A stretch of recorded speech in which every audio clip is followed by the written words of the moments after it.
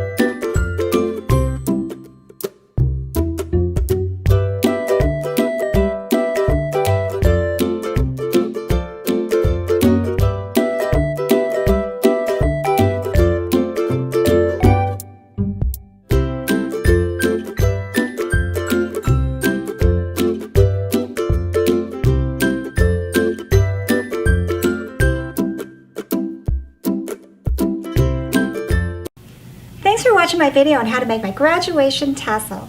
If you liked it, please click down below. And also, if you want to see more of my original videos, please subscribe. Also, let me know if there's something you would like for me to make, and I will try to do it for you. Till next time, bye!